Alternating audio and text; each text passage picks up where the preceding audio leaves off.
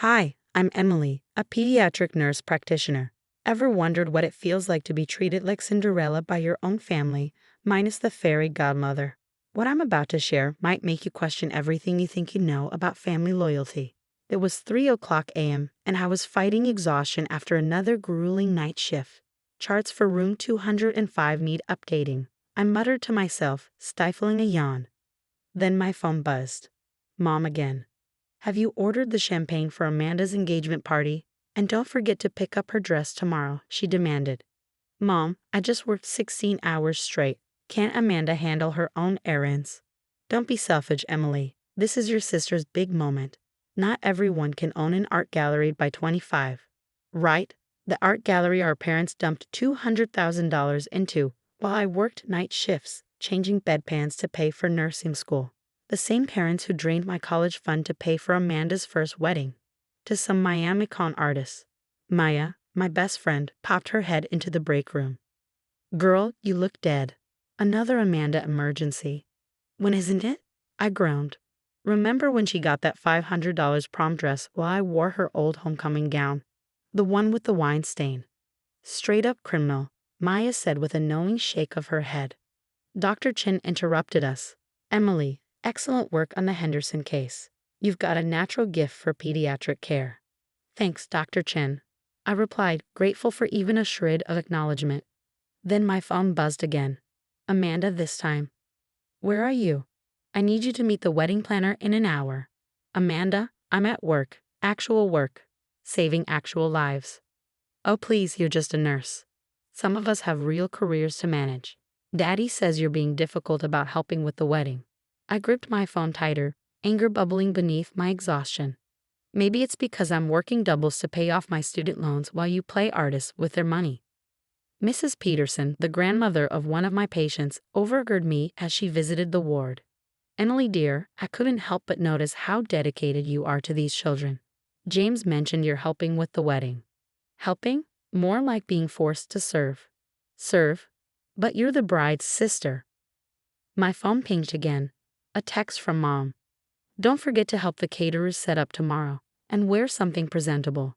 Amanda doesn't want you embarrassing her in front of James's family.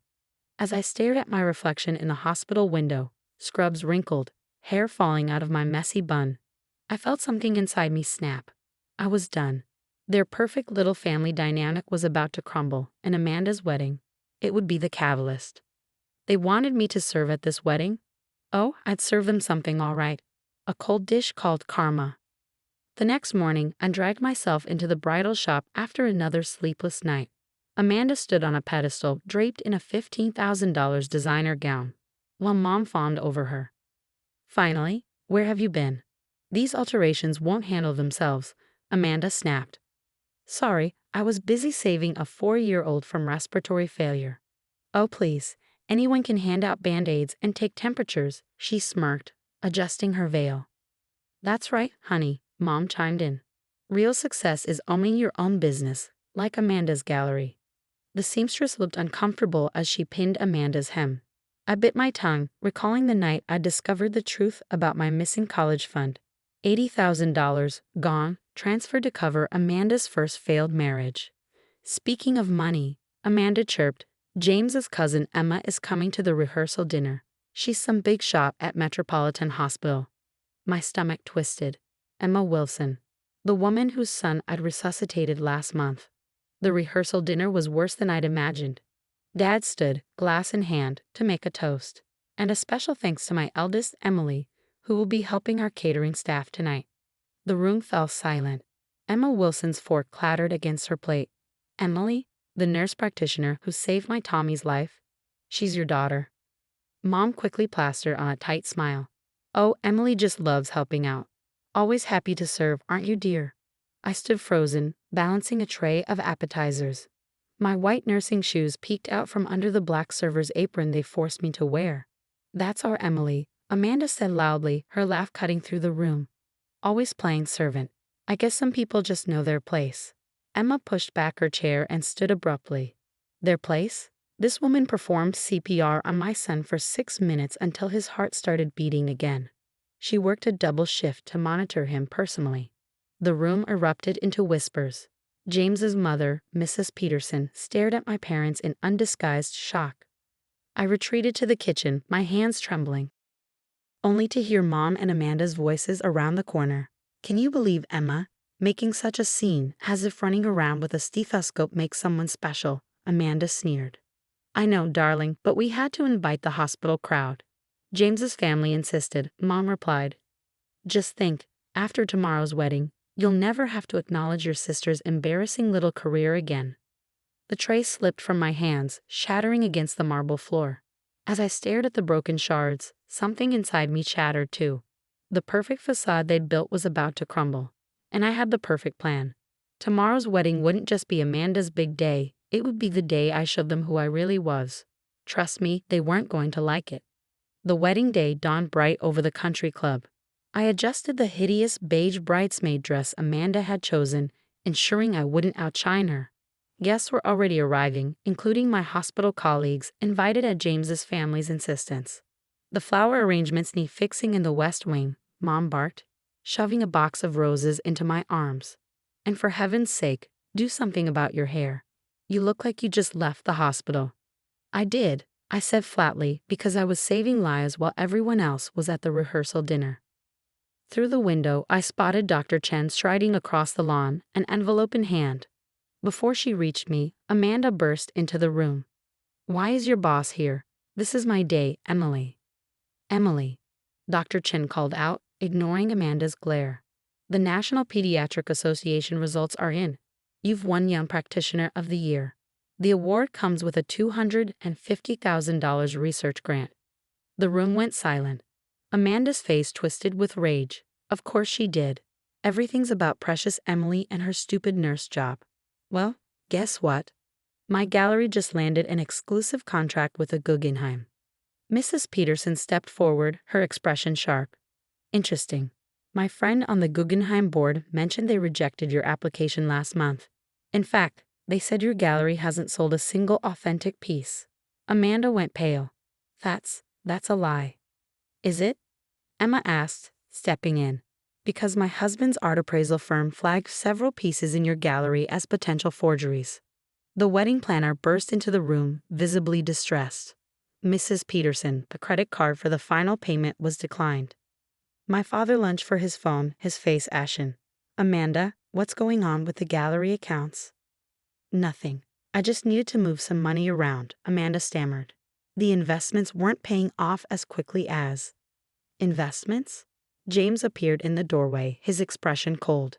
"You told me the gallery was profitable." Mom tried to intervene. "James, darling, all new businesses have growing pains. Emily, stop standing there and help fix this mess." Dr. Chen's voice cut through the chaos. "Like she fixed Tommy Wilson's heart when it stopped. Like she fixes children's lives every day while you treat her like hired help." The room erupted. One by one, my hospital colleagues stood, sharing stories of my dedication and skill. Mrs. Peterson revealed Amanda's attempts to bribe her son's real estate firm into falsifying gallery valuations.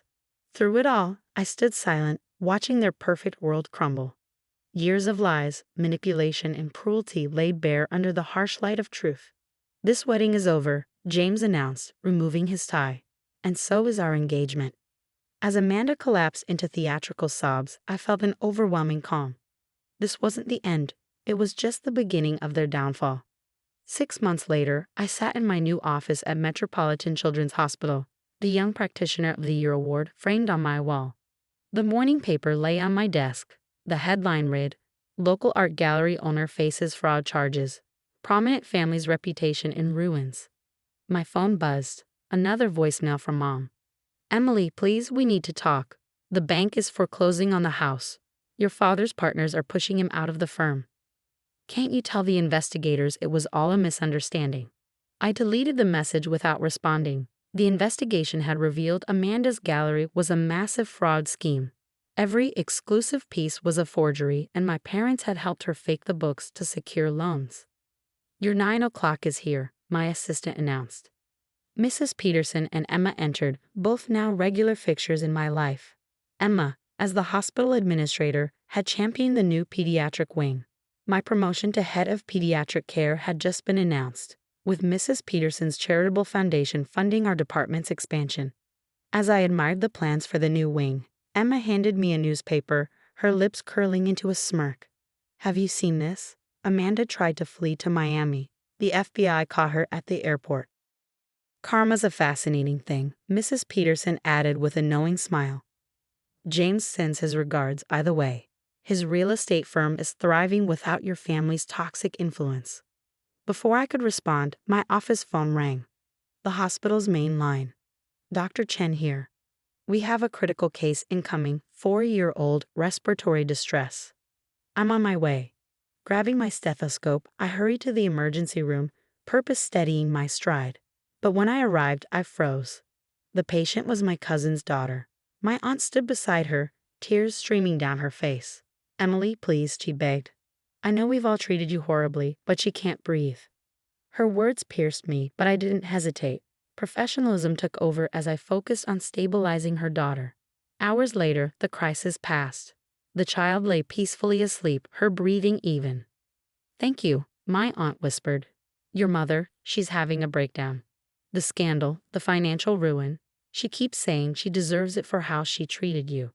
"She does deserve it," I replied, my tone calm and even. "But that little girl didn't. That's the difference between them and me." That evening, Maya hosted a dinner party to celebrate my department's expansion. My real family surrounded me, Dr. Chen, Emma, Mrs. Peterson, and colleagues who had stood by me. "To karma, justice, and choosing your own family," Dr. Chen said, raising her glass in a toast. As laughter and warmth filled the room, my phone buzzed one last time. Amanda's name lit up the screen, her call coming from jail. Without hesitation, I declined and turned off my phone. "You know," Mrs. Peterson mused, swirling her glass of wine, "sometimes the best revenge isn't about getting even. It's about rising so far above them, they can't touch you anymore." I looked around at the people who valued me for who I was, not what I could do for them. My parents had lost everything: their money, reputation, and social standing. Meanwhile, I had gained a life built on integrity and love. "To real family," I said, raising my glass. As we celebrated, I felt no guilt, no regret. My parents had chosen their path, and I had chosen mine. The servant girl they had tried to break had become the success they only pretended to be. That was the sweetest justice of all. What about you? Have you ever faced the choice between forgiving toxic family members or cutting them off for your own peace? Emily chose to walk away, even after their downfall and attempts at reconciliation.